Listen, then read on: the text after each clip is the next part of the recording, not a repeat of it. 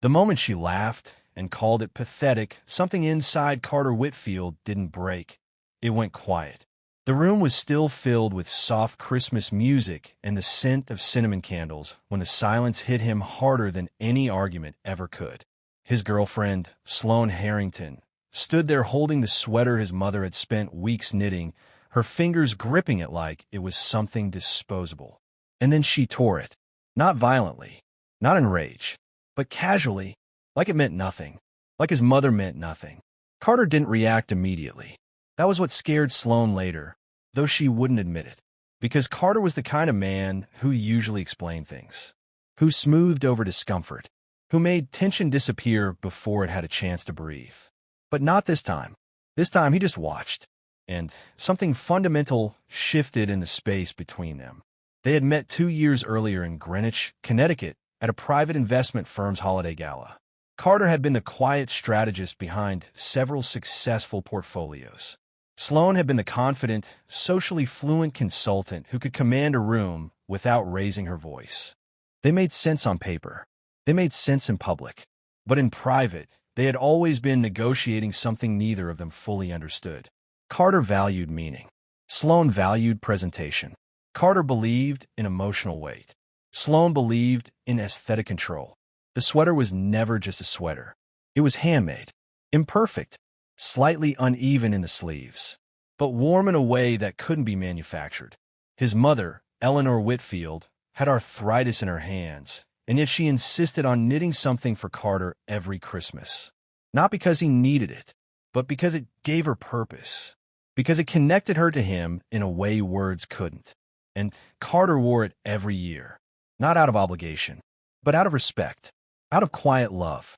Sloane knew this. He had told her months ago, in a rare moment of vulnerability. She had smiled then, nodded, even said it was sweet. But now, standing in their living room, surrounded by curated decor and carefully selected guests, she saw it differently. She saw it as something that didn't fit, something that disrupted the image she had built. "Carter, you can't seriously expect to wear this tonight," she had said earlier. "It's embarrassing." He had laughed it off at first, assumed she was joking, but she wasn't. "You're meeting people who matter," she continued. "Clients, partners, people who notice details." Carter had looked down at the sweater, then back at her. "And this matters," he said quietly. She didn't understand that sentence. Or maybe she didn't want to. The guests arrived. The music started. The evening unfolded exactly the way Sloane had planned. Except for one detail. Carter didn't change. He wore the sweater. And that was when something inside Sloane snapped. Not loudly, but decisively. She waited until the room was distracted, until the laughter grew loud enough to mask a small act. Then she picked at the thread near the collar, pulled, watched it unravel, and then she tore it, right in front of him. "Now you have an excuse not to wear it," she said lightly. That was the moment, not the tear itself, but the tone, the dismissal, the absence of understanding. Carter didn't yell. He didn't confront her. He didn't create a scene. He simply took the sweater from her hands, folded what remained of it, and walked out of the room. Before we go further, pause for a second and think about this. If you were in Carter's position, would you have reacted right there in front of everyone, or would you have done exactly what he did and walked away? He drove.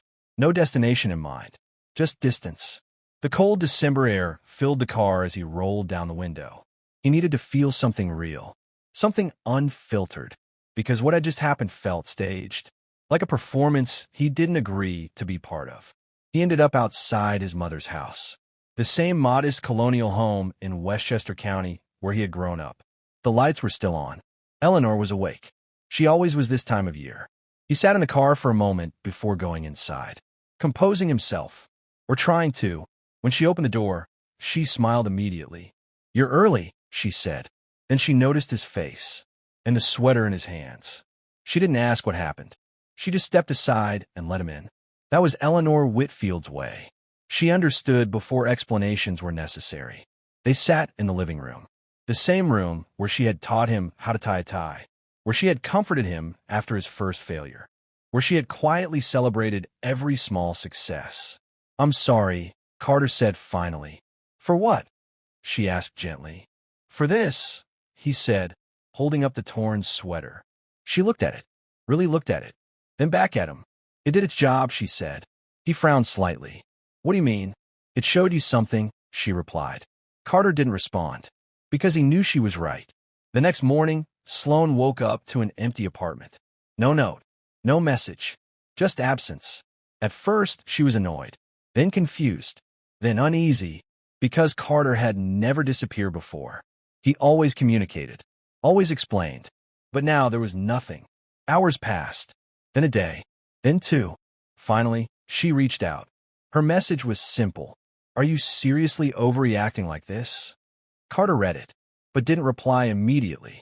He was sitting across from his mother at a small breakfast table, watching her struggle slightly to hold her coffee cup steady. And for the first time, he saw the full weight of what she had given him over the years. Not materially, but emotionally. Quiet sacrifices, unspoken support, consistency. He thought about Sloane, about her world, her priorities, her need for control, and he realized something uncomfortable. She hadn't acted out of cruelty. She had acted out of belief. A belief that image mattered more than meaning. A belief that perception defined value.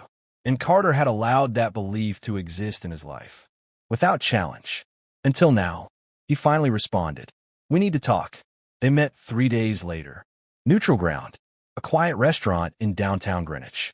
Sloane arrived first, perfectly composed, perfectly dressed. As always, Carter arrived 5 minutes later. Calm, but different. There was a stillness to him that hadn't been there before. I think you're making this bigger than it is, Sloane said after a brief pause. It was just a sweater. Carter nodded slowly. That's exactly the problem, he said. She didn't understand. Not fully. And that realization landed heavier than any argument could have. Because it meant this wasn't about one moment. It was about a fundamental difference in how they saw the world. You didn't just hear fabric, he continued. You dismissed something that mattered to me. Sloane leaned back slightly. I was trying to help you, she said. Help me become what? She hesitated. And in that hesitation, the truth surfaced. Someone more presentable, more aligned with her world, more controlled. And Carter realized he didn't want to be that person. Not at the cost of losing parts of himself that couldn't be replaced. This is where everything changes direction. Not dramatically, not explosively, but permanently. Because sometimes the biggest shifts don't come from loud decisions. They come from quiet clarity.